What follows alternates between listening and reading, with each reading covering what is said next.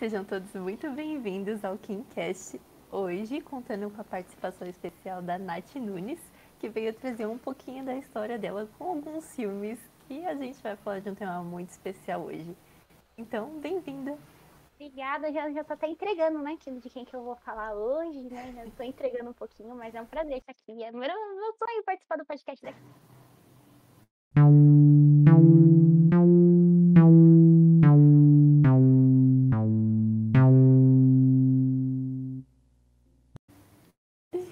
E também o André, ele veio caracterizado para esse tema de hoje, né, como vocês podem ver aí, já tá com um estilo novo. Exatamente. E em homenagem a esse estilo, hoje eu vim falar de Ayrton Senna. Enfim, eu não tô muito caracterizada, mas eu vim aqui de blusinha de fusca, enfim. Vamos falar logo do tema de hoje, né? Algumas semanas atrás, estava conversando com a Nath e a gente estava acompanhando Demon Slayer.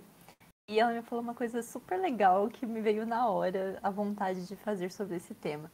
Ela falou que o personagem Tanjiro tinha inspirado ela a estudar muito mais naquela semana. Então, assim, eu fiquei pensando que em nenhum podcast que a gente fez aqui a gente não saiu sem um aprendizado. Todos trouxeram alguma coisa pra gente, pra vida, né? Não foi só tecnicamente falando, nem nada disso. Foi um aprendizado pra vida. E também, um pouco tempo ali próximo, eu mandei pro André uma matéria de uma psicóloga falando que luto de série realmente existe, né? Então, quando uma série termina, a gente sente, né, realmente aquela fase final e às vezes fica um pouco mal por isso. E isso realmente existe. Então, eu quero falar hoje sobre isso, sobre a nossa visão de mundo através dos filmes. E eu vou começar com a Nath, perguntando para você, além do Tanjiro, claro, quais são os personagens ou filmes que te inspiram, né, na vida em si? Fora o Tanjiro, que é um personagem que eu amei, assim, desde o primeiro momento, amo esse menino, vou defender ele o resto da minha vida, ele é a minha cara metade. Um filme que me inspirou muito nessas últimas semanas foi o Eutônia, fala sobre a história da Tona Harding, né, e é uma história muito triste, não vou ficar dando spoiler, gente, mas assistam esse filme, que é um filme maravilhoso, mas ela tem um quê de superação que é incrível. A Tônia, assim, a história dela é muito sofrida, mas ela supera muito bem, né, e ela foi muito injustiçada, e ainda assim você percebe que a autoestima dela é uma coisa que não cai, e e ela tá ali, meu, brilhando, ela sabe o brilho que ela tem, ela sabe que ela era uma excelente patinadora, e foi uma personagem que me inspirou muito, assim, pelo menos nessas últimas 2 semanas, né? Me senti muito inspirada com ela, fora o Tanjiro. O Tanjiro, eu tenho ele aqui na minha tela todo dia, eu dou um dia pra ele. Eu amo demais esse menino. Sim. E Olá. você, André, você tem algum filme assim que tem te inspirado ultimamente? Ou, claro, filmes mais antigos que tem te inspirado durante a sua vida, sua carreira? Sim, tenho sim. Só retificando a brincadeira que eu fiz com o Ayrton Senna, tá, gente? O Ayrton Senna realmente um ídolo que eu tenho da vida real mesmo. Eu gosto muito dele, apesar de ser muito novo ali quando ele tava correndo. E eu, tipo, devia ter acho que uns 3 anos, eu acho, não lembro quando ele morreu. E, inclusive, eu ainda lembro exatamente o dia que ele morreu, quando eu tava na casa do meu tio, tal, que ele comentou que ele sofreu um acidente. Mas a gente tá falando agora de ídolos que inspiraram a gente do cinema, né? Então eu vim fazendo o cosplay do personagem que me inspirou, do filme que pra mim ele foi a grande revolução ali, tipo, é um marco assim, tipo, existe eu com uma perspectiva antes de Pantera Negra e depois de Pantera Negra. Como eu já tinha dito ali em alguns podcasts antes, eu vivi muito com pessoas que iam muito em eventos de anime e sempre faziam cosplay, sempre se inspiravam em algum personagem e eu nunca tive algum personagem com que eu pudesse fazer, porque até então na cultura japonesa você tem poucos personagens negros. E sempre eles faziam de Bleach, de Naruto, de Dragon Ball e a única coisa que sobrava pra mim era fazer ou do Super Choque, né, que era uma coisa que estava em alta. Eu sei que o universo de quadrinhos tem muita variedade, só que até então ele não era tão grande, né, tão explorado quanto é hoje. E até então, tipo, era só isso que tinha. Ou era o Super Choque ou era o Brock do Pokémon. Ou até então o Afro Samurai, que era um anime que saiu do Samuel Jackson. Mas era coisa assim que eu me identificava, que eu queria fazer, que eu ia ter orgulho, sabe? Era uma coisa que eu ia fazer por, tipo, tanto fez. Mas aí surgiu o Pantera Negra, com ele veio toda essa leva de personagens maravilhoso, tanto o T'Challa, a Shuri, o Killmonger e diversos outros. E aí eu tive essa inspiração, apesar de já ter uma idade mais avançada, né? Eu já fiz ali com, eu tinha 20 e tantos anos. Eu olhei e falei, é isso que eu quero, é isso que eu quero fazer. Então, foi essa inspiração que eu tive de olhar pro personagem, de sentir ali a motivação dele. Ele tem ali um bom intuito, né, que é o levar a igualdade pro povo dele que vive fora ali de Wakanda, né? Enquanto em Wakanda todos os habitantes vivem bem, no resto do mundo todos passam dificuldades, desigualdades, dentre outras coisas. E ele queria poder ajudar todas essas pessoas. A gente contesta o modo que ele quis usar, né? Porque a gente sabe que não é bem assim, impondo a força, mas a gente vê ali a justificativa dele de querer ajudar as pessoas. E foi aí que eu tive a vontade de fazer esse personagem. Tanto pela motivação quanto a interpretação dele, que foi muito boa. Michael B. Jordan tá de parabéns, mais uma vez. E é isso. Se tem alguém assim que inicialmente eu tiro essa inspiração, é dele, o Eric Killmonger. É uma coisa muito interessante que você falou agora de a gente trazer representatividade, né, para o cinema. Então, assim, é o que você falou, às vezes você não sentiu que tinha opção para você, né? Essas pessoas que curtem muito fazer cosplay, fantasia, anime friends, enfim, às vezes não sente que tem um lugar para ela. Tipo, ah, tudo bem, você. Às vezes as pessoas falam, ah, pega um personagem, pega o Super-Homem e faz, tipo, antes de existir o Capitão América atual, né, que é o Falcão. Spoiler, desculpa. É, é, tinha o Capitão América, que era o mocinho, loirinho, branquinho e tudo mais. E aí, tudo bem, as pessoas podem falar pra você, faz ele do seu estilo, mas talvez você não se sinta representada por ele. E por não se sentir representada, você não consegue simplesmente fazer.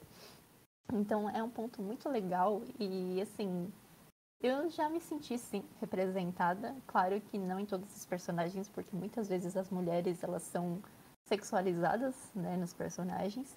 Mas então eu queria perguntar pra Nath também se ela já fez algum cosplay, se ela já foi inspirada a fazer algum e se ela se sente representada nesse mundo.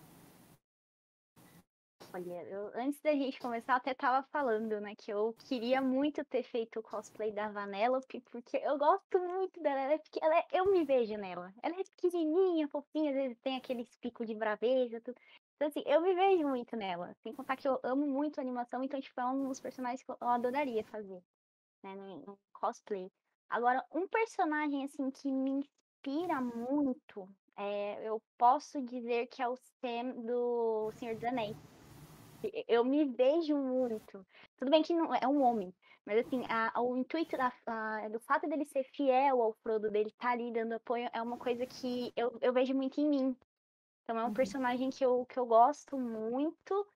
Não conseguiria fazer o cosplay dele, mas ainda assim é um personagem que, pra mim, acho que de toda a história assim, do cinema assim, que eu conheço, pra mim é um dos meus favoritos. Eu amo muito. Tenho um carinho muito grande por ele. E ele é o herói do filme, todo mundo sabe disso. Não preciso nem falar, né? Não preciso começar a falar, mas enfim. Não, é verdade. Além, né, das questões físicas e da aparência, a gente também encontra um pouquinho dessa influência, né, dessa ligação com personagens através da personalidade. E é outra questão muito legal, porque às vezes você encontra um filme que te inspira e que te motiva e que às vezes não é o filme mais bem criticado do mundo, às vezes não é um filme de Oscar. Às vezes você se encontra num filme do Adam Sandler, que é o mais julgado de todos, e tá tudo bem, você se identificou com aquilo e isso é incrível. Então, assim, eu, por exemplo, se eu tô num dia que eu tô mal e não tô afim de olhar um filme através de questões técnicas, eu com certeza vou ir assistir, sei lá, Herbie e meu Fusca Turbinado, com a Lindsay Lohan ainda.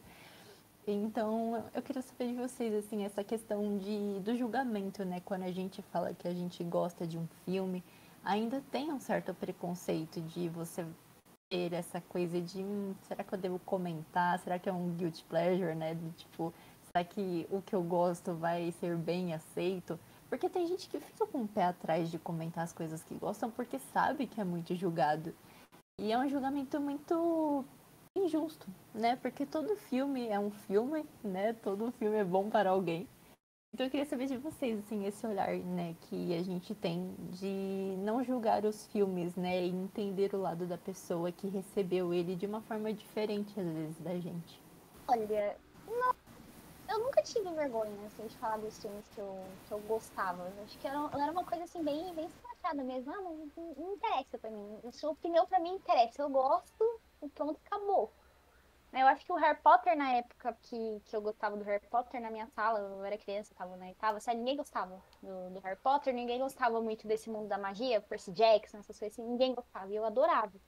Tanto que na época de aula, assim, tipo, que a aula vaga, eu tava lá lendo meu livrinho, pensando em colocar meus pensamentos, né, tipo, fazendo as vozes na cabeça, né, que a gente faz muito isso, né, às vezes tá lendo, faz a voz do outro personagem.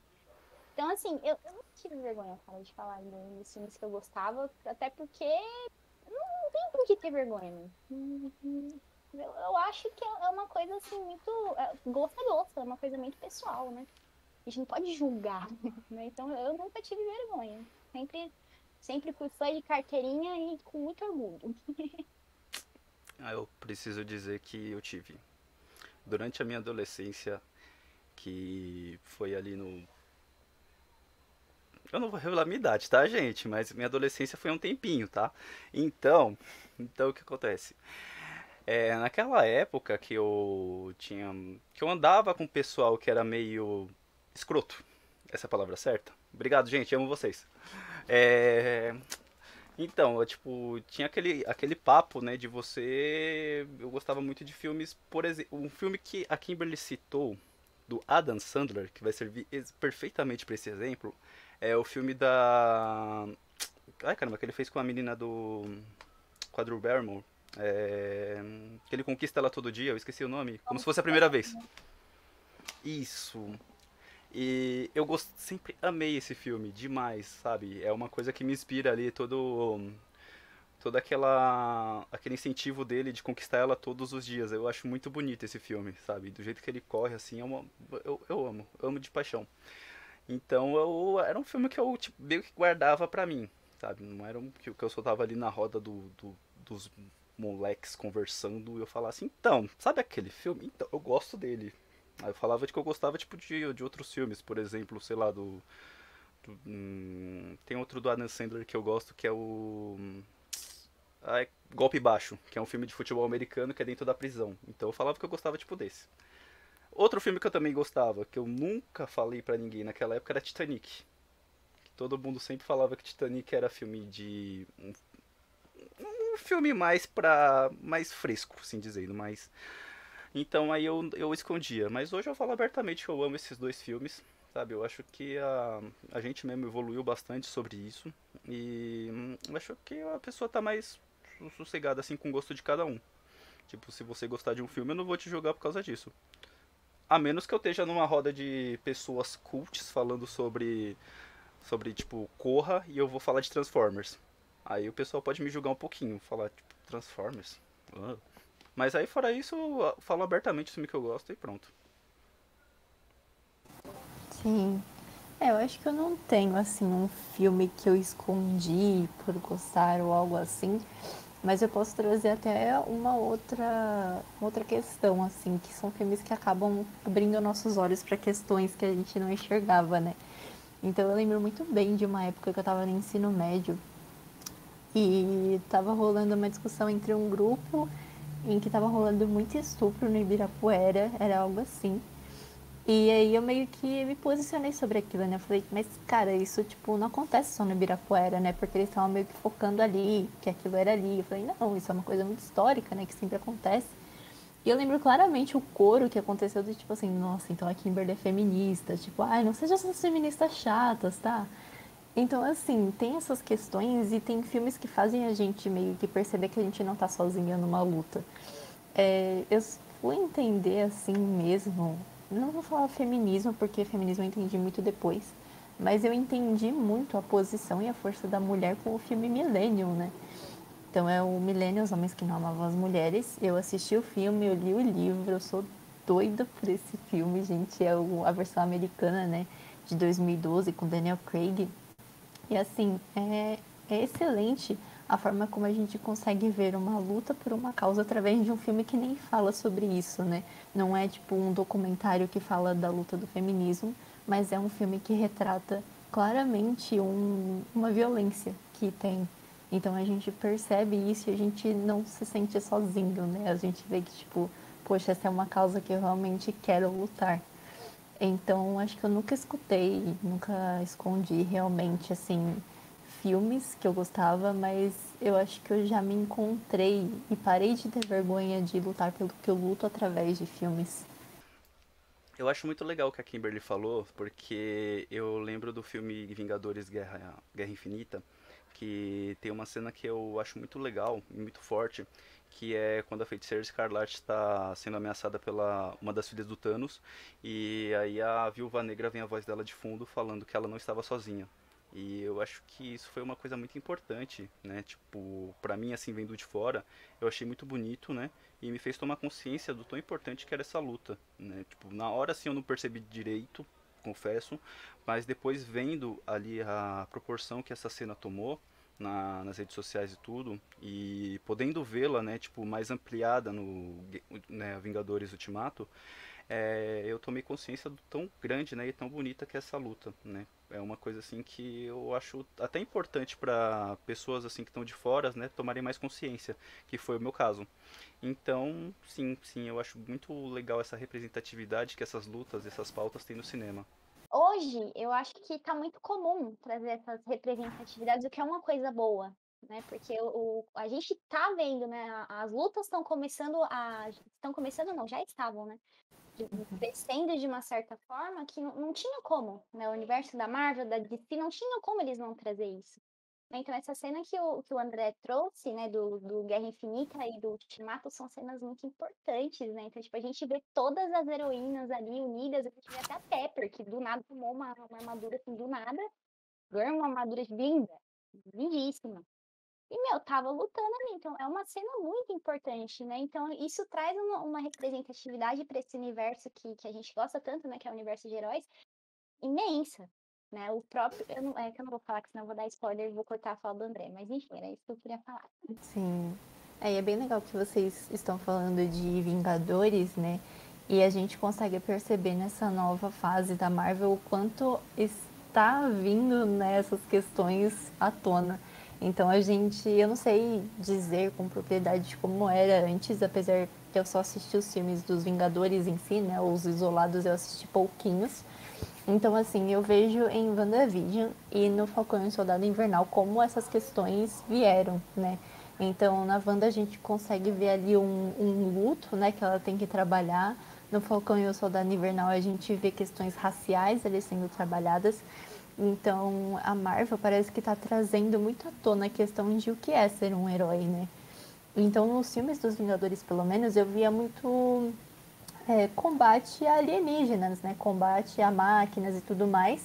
E nessas séries eu vejo uma cidadezinha tranquila que foi a origem deles, onde eles vieram, onde eles vivem. E isso é muito legal. Eu tô me identificando mais agora, né? Porque a gente começa a ver a nossa realidade e começa a ver esses heróis, mesmo que sem poderes, como eles estão presentes, né, na nossa vida. Exatamente, exatamente. E é uma coisa que já era um pouquinho dos quadrinhos, né? Tipo, eu não tenho muita convivência, mas pelo que eu soube, de acordo com conforme foram passando lá as lutas e os grandes períodos históricos, os quadrinhos sempre achavam um jeito de retratar isso e de colocar adaptar para histórias. Por exemplo, nós temos a luta lá dos Panteras Negras lá nos Estados Unidos, que ela foi já retratada para os quadrinhos, dentre outros movimentos muito importantes. E eu fico pensando nos quadrinhos porque eu lembrei de um acontecimento que teve no Brasil, que foi do quadrinho no Rio de Janeiro, que foram tirados pelo. Eu não vou lembrar o nome dele, então não vou falar errado, mas eu lembro de uma situação assim porque tinha um beijo gay. E aí eles foram tirados de circulação por conta de preconceito, porque aquilo, teoricamente, na cabeça de quem tirou, iria incentivar as crianças a se tornarem gays. Então, é uma coisa que eu é muito bonito ver tipo toda essa representatividade, mas é muito triste a gente saber que ainda existe esse tipo de preconceito. E a gente sabe que não se limita a só nessa questão, né? Tipo, a gente sabe que ela se amplia aí para questão de machismo, de questão de preconceito racial e dentre outras coisas. Então, tipo, mano, é maravilhoso a gente poder ver assim os quadrinhos tentando tipo representar a gente, sabe? Que nem eu falei do Killmonger, tipo, cara, é maravilhoso, assim, e vocês falaram da questão das mulheres, é maravilhoso a gente poder ver a gente, tipo, ali vem o personagem que a gente fala, cara, que legal, eu quero ser assim, que legal, vocês estão falando disso, e é isso que, mano, eu acho que o cinema tá aí pra isso, não só no cinema, com as séries, os quadrinhos, e eu acho que só não tem lugar pro preconceito mesmo. Então, essa questão da representatividade, né, que a gente tem visto hoje nessa fase da Marvel, que tá maravilhosa em questão de representatividade, e eu tava falando com a Kimberly esses dias com relação ao WandaVision, né, que a Wanda, ela tava passando por um período de perda, né, onde ela tava tendo que aceitar que ela tinha perdido tudo, que ela não tinha mais nada. No começo, eu julguei, eu conversei com a Kimberly direto sobre, eu falei que pra mim tava doentio aquilo que ela tava fazendo. E depois que eu terminei, que eu parei pra analisar, eu me vi na Wanda. Então, teve um período da minha vida em 2018 que eu estava tendo que superar perdas de trabalho, ex-namorado, eu não tinha mais nada. Das coisas que eu considerava que eu não tinha mais nada. Né? Então, eu me vi na Wanda. Se eu tivesse o poder que ela tinha, eu não teria mudado nada. Eu teria feito a mesma coisa. Eu criaria a minha realidade e qualquer pessoa que viesse atrapalhar aquilo, eu teria tirado do caminho. Então, assim, eu não julgo, eu me senti muito representada por ela. É uma personagem que no começo eu tinha um certo pé atrás, mas agora que ela tá se desenvolvendo, que eu tô conseguindo enxergar muitos dos meus sentimentos que eu tenho nela, é uma personagem que eu criei um carinho imenso e eu espero que ela consiga se desenvolver e também superar, né? A gente quer ver a superação da Wanda, né? Quer ver ela se tornar feiticeira escarlate linda, maravilhosa, mas ainda assim com uma saúde mental melhor. Né? Que ela consiga ressignificar o momento que ela tá. Então, essa questão da representatividade dessa fase da Marvel agora tá incrível. Tá lindíssima. Sim. É, e uma coisa legal que você falou também é que no começo você meio que julgou ela e no final você acabou simpatizando, né? Você acabou tendo a empatia e se reconhecendo. E eu acho que isso também acontece muito.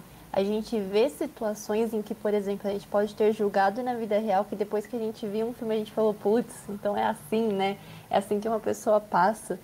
Então, assim, eu, por exemplo, nunca fui em manifestações, eu nunca participei disso, nunca julguei, assim, eu acho que eu nunca, enfim, falei mal, eu acho que é um ato muito necessário realmente, mas, assim, era algo que eu não entendia 100%.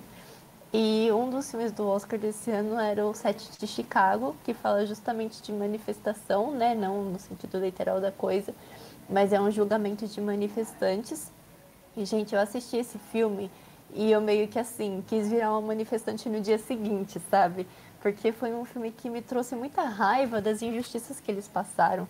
Então é um filme que eu comecei a entender melhor toda essa construção das pessoas que vão manifestar nas ruas, né? Então acho que isso também é um ponto que os filmes trazem muito pra gente. Exatamente. Então, eu ia falar sobre a importância disso daí, de você conhecer outros movimentos através disso, porque eu tava lembrando de um professor que nós tivemos na faculdade, e eu lembro dele discursando que ele tinha um puta preconceito contra blocos de carnaval. Que ele não entendia como funcionava, não entendia por que, que aquilo existia, e não entendia por que, que as pessoas se dedicavam tanto pra fazer tipo aquilo numa época específica do ano, sabe? Tipo, se preparavam 6 meses para uma única noite. E eu lembro que tipo o relato dele foi muito bonito, né? Que ele falou que teve, eu não lembro se foi uma matéria ou se ele ia fazer uma reportagem, um documentário, eu não lembro, mas ele foi tipo participou de um preparatório para uma escola de samba até o dia do que a escola fosse sair no sambódromo.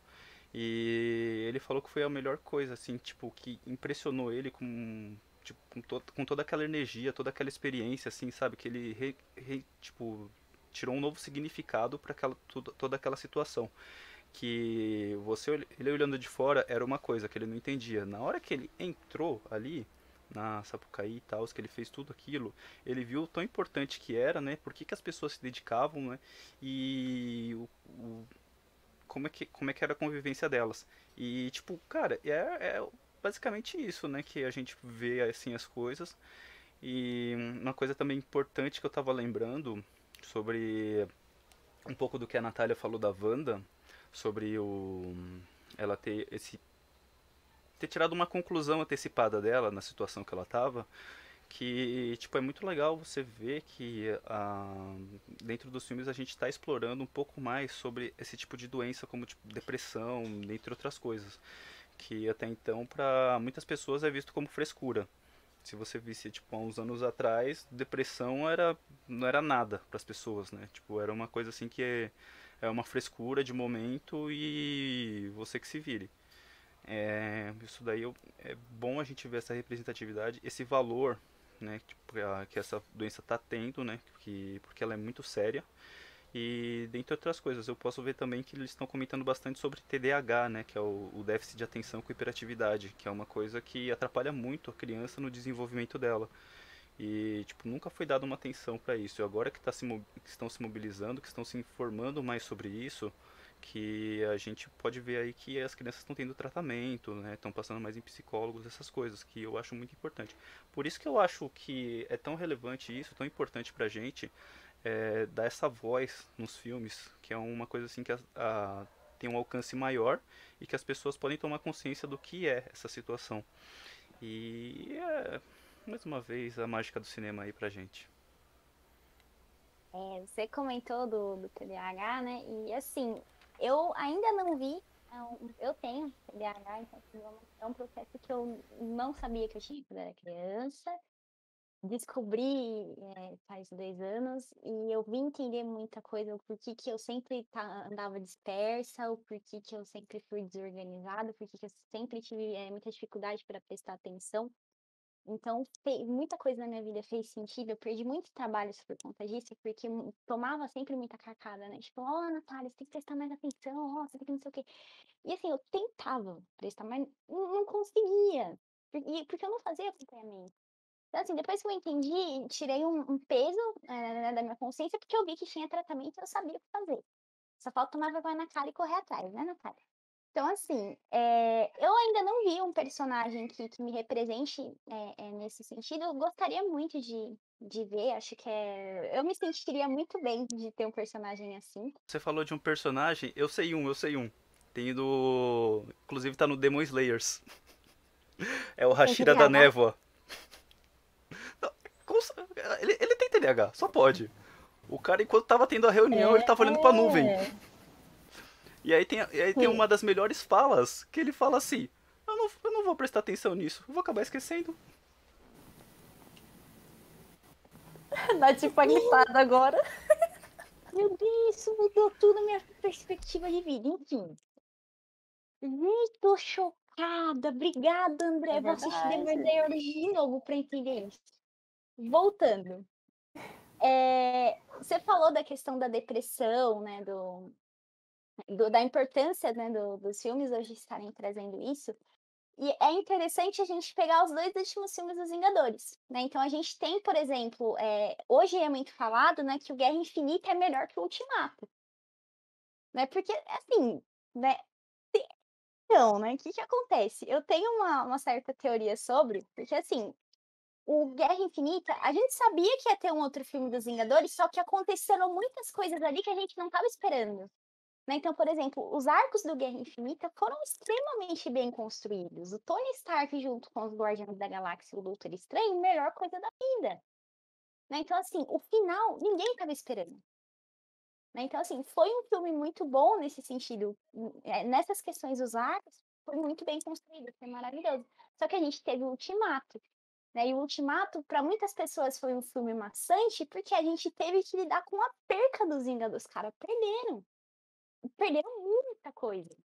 né? Teve nego que perdeu o Capitão América perdeu o melhor amigo dele, o Wakanda perdeu seu rei, né? Então, assim, a gente teve perca de muitos personagens. Então, foi uma coisa muito. O pessoal falou que era muito maçante porque não teve muito combate. Tudo bem que o combate final é de ver, dá vontade de chorar. Esperei 12 anos pra ver. Muito lindo. Mas ainda assim, é um filme que é tratado como, de uma certa forma, maçante, mas não deveria, né? Porque a gente tá vendo um outro lado que até então na Marvel a gente não tinha visto. Né? Então é um filme realmente muito importante, assim, nesse sentido. Eu acho que é até bobeira, galera, também ficar comparando, e eles deveriam assistir o filme com esses olhos, né? Que a gente viu ali os heróis mais importantes do momento perdendo pessoas e não sabendo o que fazer, tendo que superar, igual a gente. Quando a gente perde as coisas, perde trabalho, tem que superar. Isso que você falou das perdas é muito importante.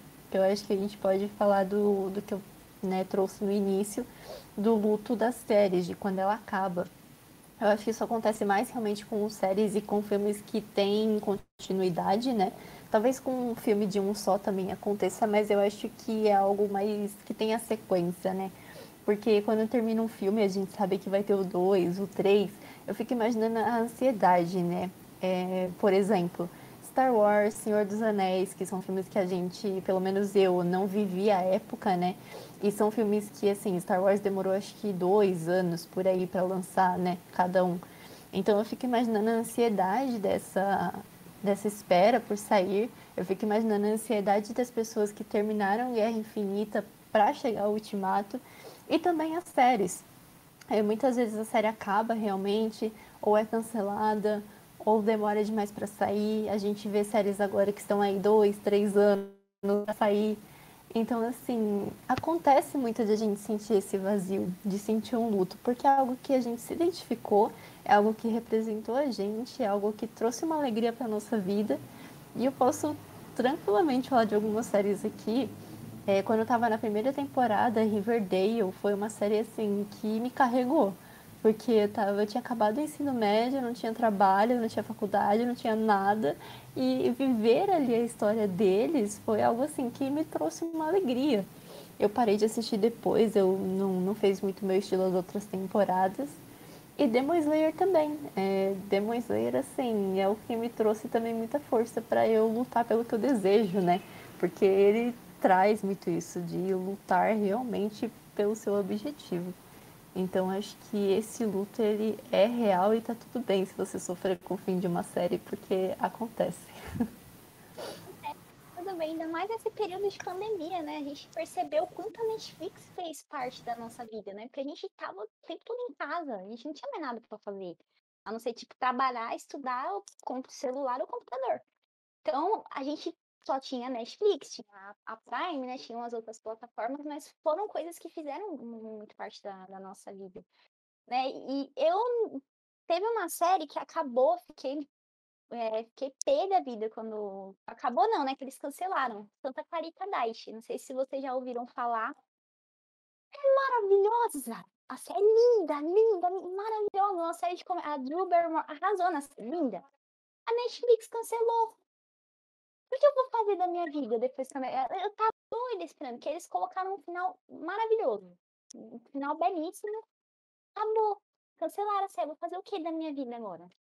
Eu não posso fazer um abaixo-assinado pra processar a Netflix pra acabar com a minha vida. Não dá.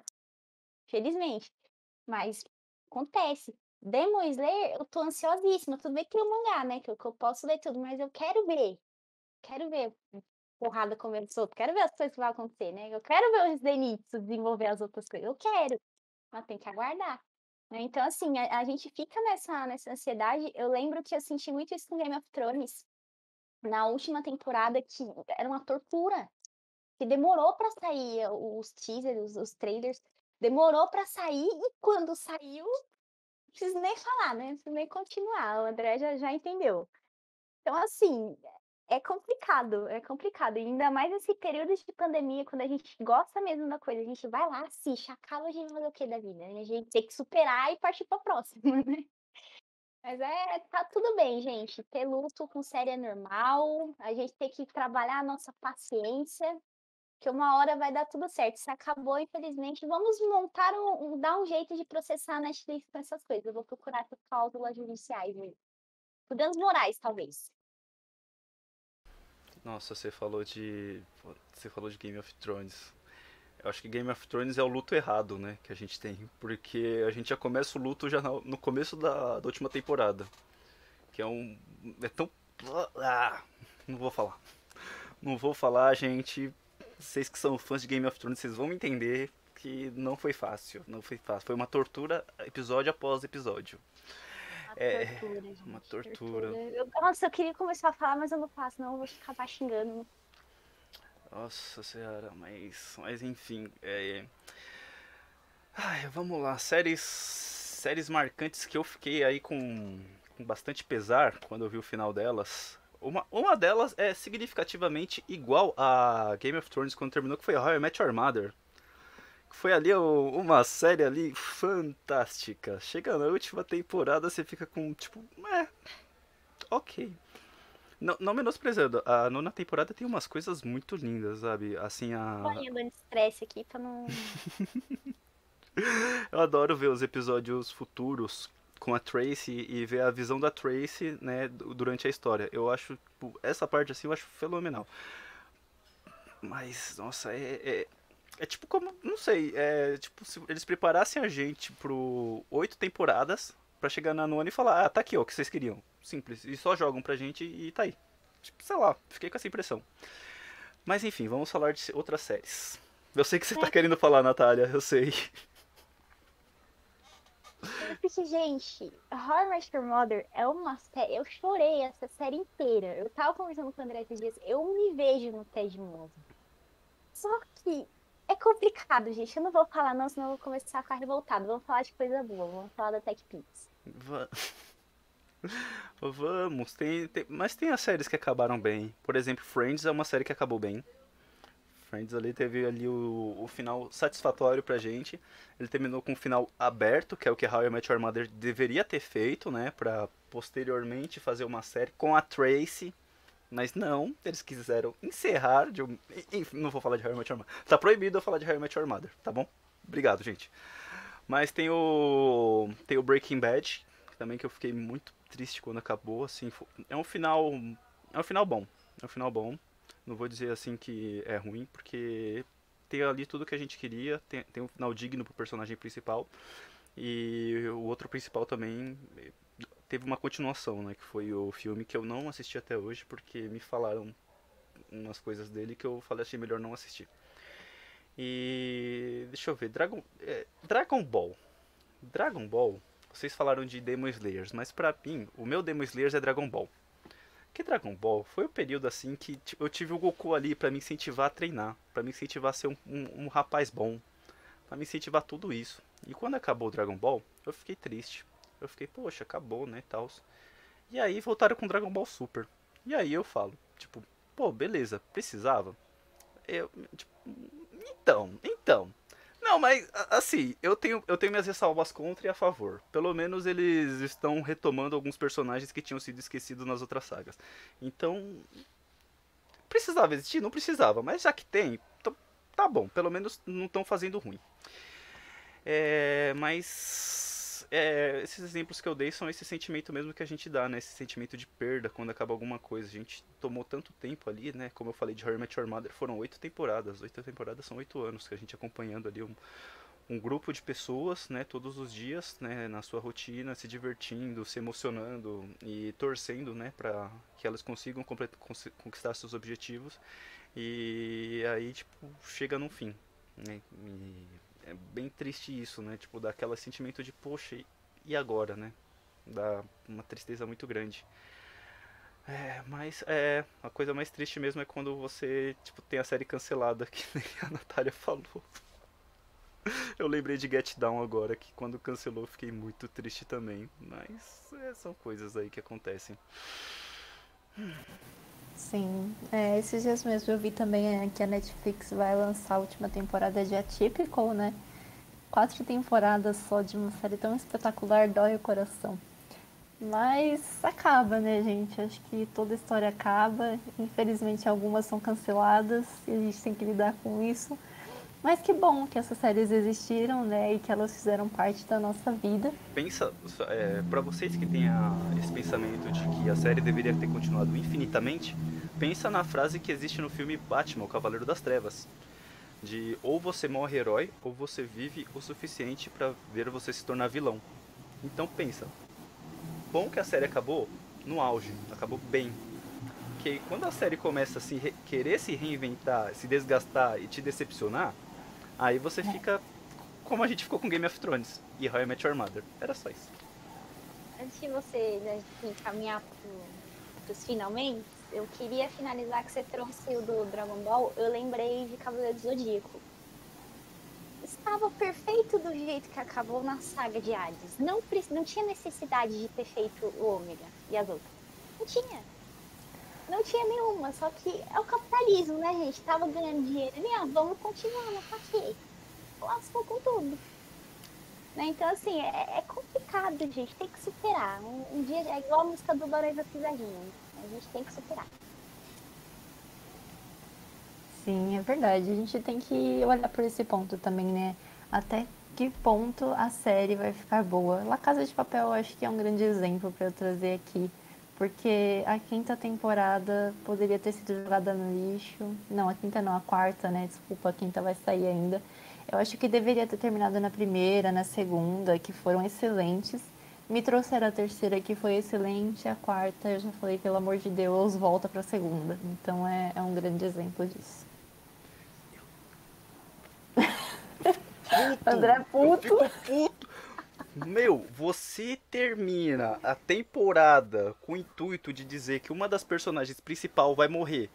A personagem não morre e você demora uma temporada inteira pra matá-la. Cara, por que você me tortura desse jeito? Por isso que eu tenho raiva dessa temporada. Dessa temporada, né, Sim. da Casa de Papel. Eu fiquei puto.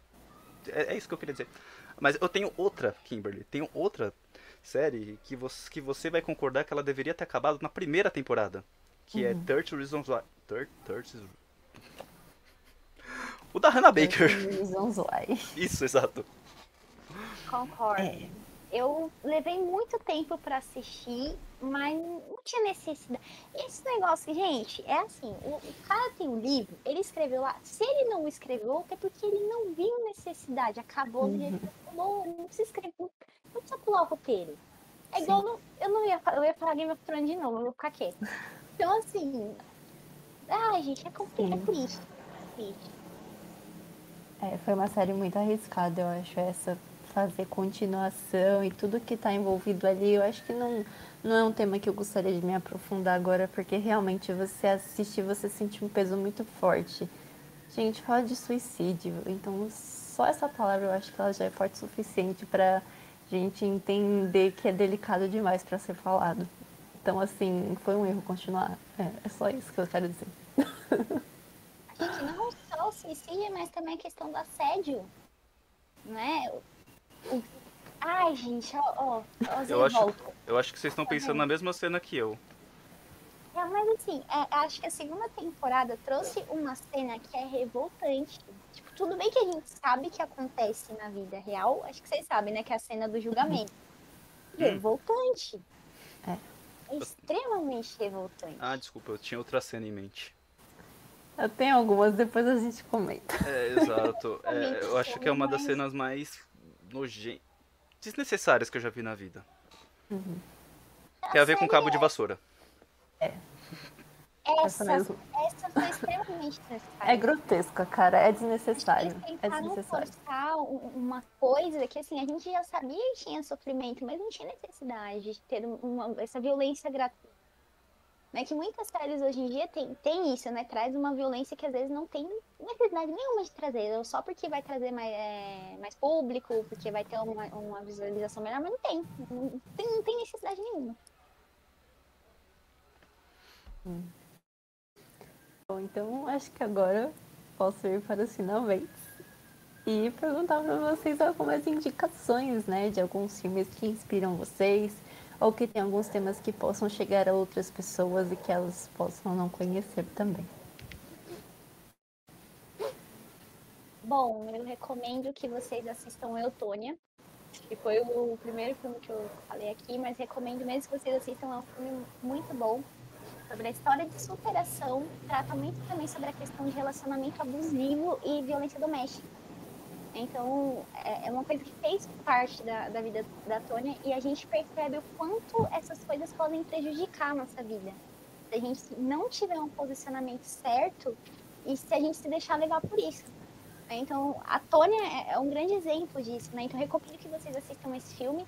Eu não sei se eles já recomendaram aqui, mas ainda assim eu vou recomendar o filme do Demi Moore. Gente, assistam esse filme. Assistam. Se você não estiver assistindo, pare tudo que você está fazendo agora e assista. O Tanjiro... Enfim, eu ia começar a falar do Tanjiro, mas já tá acabando. Mas enfim, gente, assistam o filme do Demon Slayer. Só isso. É bom, beleza. Então vamos lá, seguindo o tema. Eu quero falar de uma série não, um filme que eu vi recentemente com meu pai. Depois eu mostrei pra minha mãe e foi muito bonito ver a reação que eles tiveram com o filme, sabe? Tipo, há muito tempo que eu não via minha mãe se emocionando com um filme, tanto quanto ela se emocionou com esse, e meu pai a mesma coisa. Eu confesso que eu derramei algumas lágrimas também, mas por conta da direção que, cara, que direção fantástica. Eu, eu peguei o nome dela, só que eu esqueci. Eu vou lembrar. Depois a Kimberly lembra nos stories, por favor. Mas é um filme que chama-se Milagre no Paraíso. É um filme que ele basicamente ele fala sobre a fé, né? Tipo, de uma situação de uma garota que tem uma doença, né? Que o intestino dela não funciona, tal, como deveria.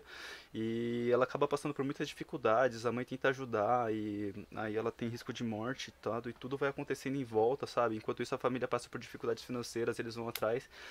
E uma coisa interessante que eu achei que no trailer o filme dá o spoiler do final. Que o spoiler é que a menina vai cair de uma árvore, ela vai bater exatamente o lugar certo pra curar a doença dela. E tipo, eu fiquei, mano, eu já sei o que acontece nesse filme. Só que do jeito que ele é tratado, do jeito que ele é representado, as atuações e tudo mais que tem, eu achei fantástico, sabe? É uma recomendação que eu faço, assim, pra você ver, tipo, um lado de fé assim não tão ligado à religião, sabe?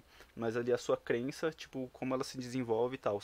Então, por isso que eu recomendo esse, que eu gostei bastante. Você queria falar alguma coisa, Nath?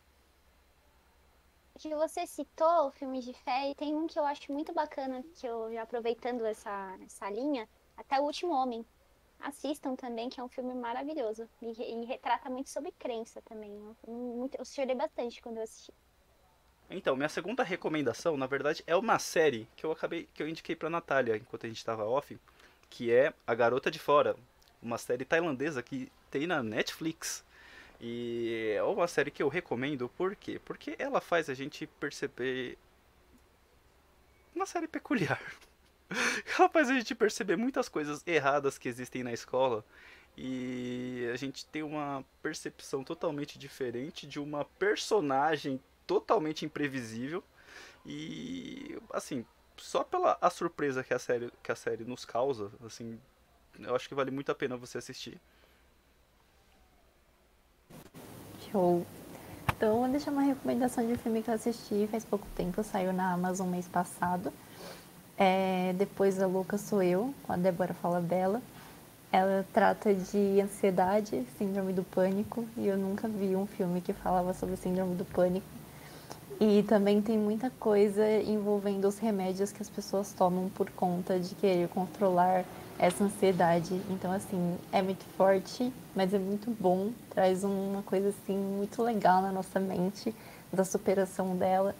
Então, eu indico fortemente que vocês assistam. E acho que por hoje é isso. Vou deixar essa indicação mesmo. Então, Nath, muito obrigada por participar do nosso podcast. Foi um prazer ter você aqui. Espero que volte mais vezes. E até o próximo Quemcast. Beijo, galera. Wakanda Forever.